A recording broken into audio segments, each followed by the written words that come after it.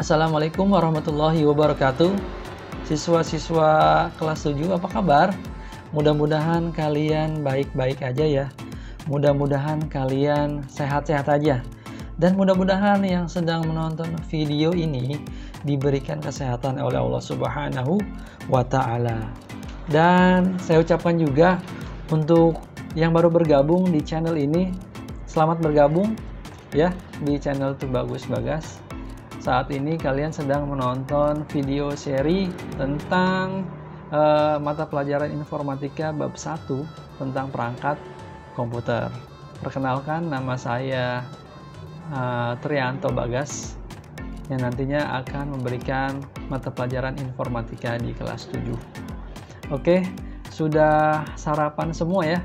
Sudah mandi semua ya? Tentunya ya. Itu artinya kalian sudah siap untuk belajar. Oke, pada pertemuan yang pertama kita akan mempelajari tentang komputer sebagai perangkat informatika di bab 1 ini dengan subbab perangkat keras komputer ya, perangkat keras komputer. Mungkin kalian pernah ya atau sering melihat sebuah perangkat komputer di warnet ataupun di rumah kalian ya. Kalian pernah nggak membayangkan bagaimana sebuah perangkat komputer tersebut bisa berjalan ya? Apa sih yang ada di dalam perangkat komputer tersebut? Nah, pada video ini kita akan mempelajari itu ya semuanya. Oke, tujuan pembelajaran dari materi ini adalah yang pertama, kalian diharapkan mampu mengenali dan menjelaskan macam-macam sistem operasi dan aplikasi komputer. Yang kedua, kalian mampu mengenali macam-macam perangkat keras input komputer. Dan yang ketiga, kalian mampu mengenali macam-macam perangkat keras pemrosesan komputer. Kemudian yang terakhir adalah kalian diharapkan mampu mengenali macam-macam perangkat keras output komputer. Ya, itulah tadi keempat poinnya, tujuan dari pembelajaran materi kita hari ini pada pertemuan yang pertama ini. Nah, ini adalah skema atau bagan dari materi yang akan kita pelajari ya, komputer sebagai perangkat informatika. Kemudian subbabnya adalah perangkat keras. Dari perangkat keras tersebut ada turunan-turunannya ya. Apa itu Central Processing Unit atau CPU, apa itu motherboard, apa itu memori, ada hard disk, ada juga perangkat keras tambahan, dan juga materi-materi subbab-subbab yang lainnya ya. Kita akan pelajari nantinya. Apa sih perangkat keras komputer itu? Kalian tahu nggak apa sih perangkat keras komputer itu? Jadi, perangkat keras adalah salah satu komponen pada sebuah komputer yang perangkatnya bisa dilihat, bisa diraba, dan dirasakan secara langsung dan nyata, serta fungsinya untuk mendukung operasional sebuah komputer ya. Jadi gampangnya itu perangkat keras yang bisa kita pegang lah, kita bisa operasikan, kita bisa lihat secara nyata ya. Kemudian biasanya perangkat keras komputer ini kita menyebutnya dengan hardware ya, hardware. Nah, berdasarkan fungsinya, perangkat keras itu dibagi menjadi beberapa kelompok. Yang tadi kita sudah sebelumnya kita lihat skemanya. Yang pertama ada Central Processing Unit ya, atau CPU. Yang kedua ada motherboard. Yang ketiga ada memori. Yang keempat ada hard disk. Yang kelima ada perangkat tambahan atau peripheral. Nah, Central Processing Unit kalian bisa lihat ya, seperti itu gambaran atau tampak gambarnya. CPU bentuknya kotak. Nah, CPU adalah perangkat keras komputer yang berfungsi untuk menerima dan melaksanakan perintah dari perangkat lunak. CPU ini merupakan pusat pengolahan data di dalam sebuah komputer. Nah, CPU sendiri itu sering juga disebut dengan prosesor. Kenapa sih Pak kok bisa disebut prosesor? Karena satu kotak CPU ini isinya berbagai macam komponen-komponen vital sebuah perangkat komputer. Masing-masing menjalankan fungsinya ya secara vital. Salah satunya adalah di dalamnya ada prosesor. Oke, baik anak-anak, tampak pada gambar yang kalian lihat ini adalah sebuah gambar dari prosesor. Macam-macam ya jenis prosesornya. Ada Core i7, ada Core i9. Prosesor disebut juga sebagai otaknya dari sebuah komputer. Kenapa sih Pak kok prosesor tersebut bisa dikatakan otaknya komputer? Ya karena adalah fungsi utamanya adalah melakukan operasi aritmetika dan operasi logika terhadap data yang diambil dari memori atau perangkat keras masukan. Jadi si prosesor ini menjalankan sebuah perintah dari user ya, baik perintah secara hitung-hitungan, baik secara logika. Nah, perintah aritmetika atau arithmetical logical unit atau kita singkat dengan ALU adalah operasi atau tindakan yang dilakukan sebuah prosesor yang berkaitan dengan perhitungan matematika ya. Jadi ALU itu berkaitan dengan hitung-hitungan ya yang sifatnya matematik. Kemudian juga operasi logika. Nah, prosesor itu selain menjalankan perintah arithmetika logical unit atau ALU, prosesor juga menjalankan operasi logika atau control unit. Apa sih Pak control unit itu? Nah, control unit itu adalah operasi atau tindakan yang dilakukan sebuah prosesor yang berkaitan dengan urutan atau proses-proses sehingga berjalan dengan semestinya, sehingga berjalan dengan berurutan ya, tidak loncat-loncat. Nah, seperti gambar yang kalian lihat ya, di sini ilustrasinya ada arithmetical logical unit atau ALU, ada control unit, yang sebelah kiri ALU, yang sebelah kanan control unit ya. Nah, kalau kita ilustrasikan dengan anatomi tubuh manusia ya seperti ini.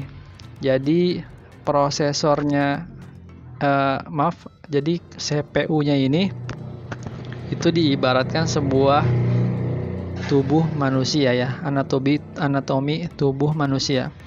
Nah, prosesor yang ada di dalamnya ini ya diibaratkan adalah sebuah otak manusia. Nah, ALU ini diibaratkan otak kiri yang menjalankan perintah matematik atau hitung-hitungan. Dan control unit ini diibaratkan adalah sebuah otak kanan dari sebuah otak kanan manusia yang berfungsi untuk menjalankan tindakan yang sifatnya secara logika. Seperti itu ya gambarannya. Nah, prosesor sendiri mempunyai sebuah kecepatan ya, kecepatan prosesor. Kecepatan prosesor dihitung dengan satuan Hertz ya. Dengan satuan apa? Satuan Hertz. Saat ini kecepatan prosesor sudah sampai gigahertz ya. Saat video ini dibuat, kecepatan prosesor sudah sampai gigahertz. Nah, 1 GB-nya itu sama dengan 1 miliar hertz ya. Nah, seiring dengan perkembangan zaman dan kebutuhan akan kecepatan proses sebuah data, dikembangkan nih prosesor yang mempunyai 2 inti. Kita biasanya menyebutnya dual core ya.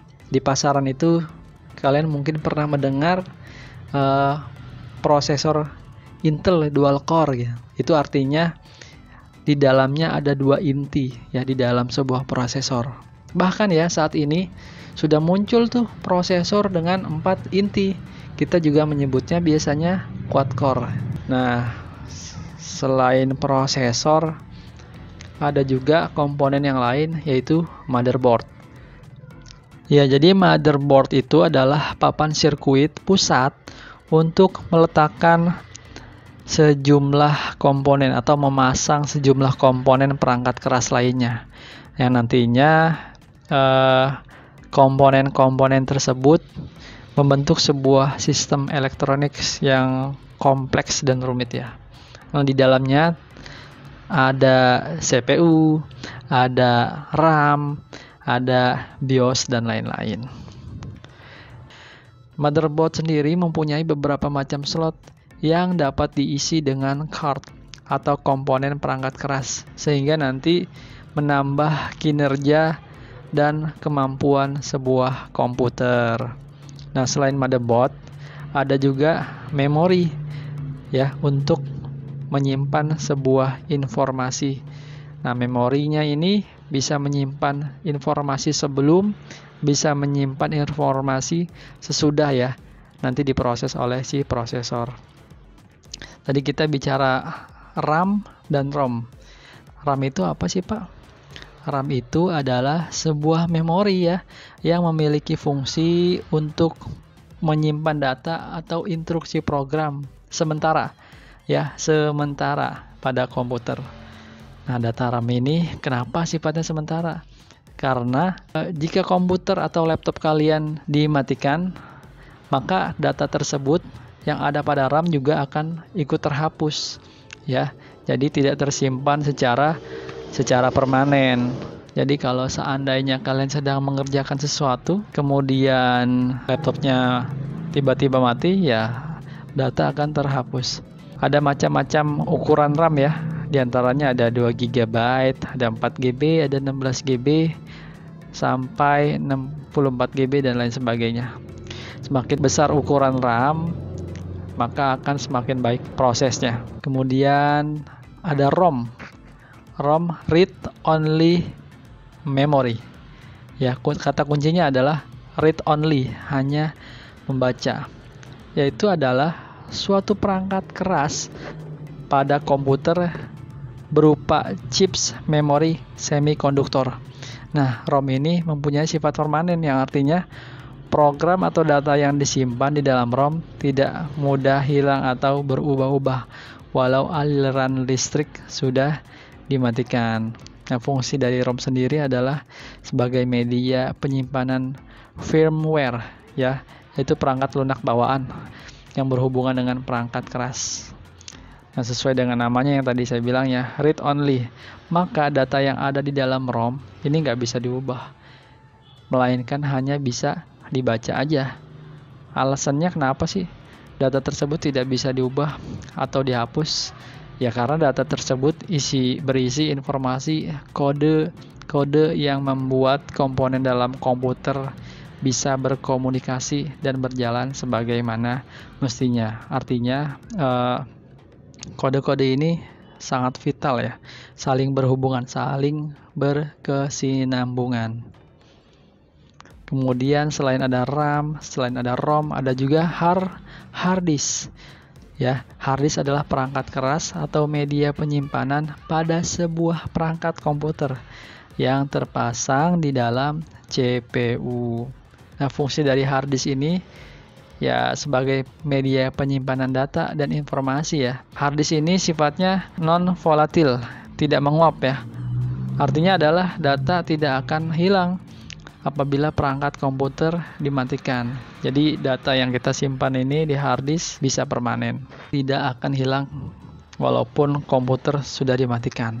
Di dalam sebuah perangkat komputer terdapat pula perangkat tambahan. Perangkat tambahan terbagi menjadi 4 ya. Yang pertama ada perangkat masukan, yang kedua ada perangkat pemrosesan, ada perangkat penyimpanan, ada juga perangkat keluaran atau output device. Nah, ini adalah skema bagaimana proses operasi komputer berjalan.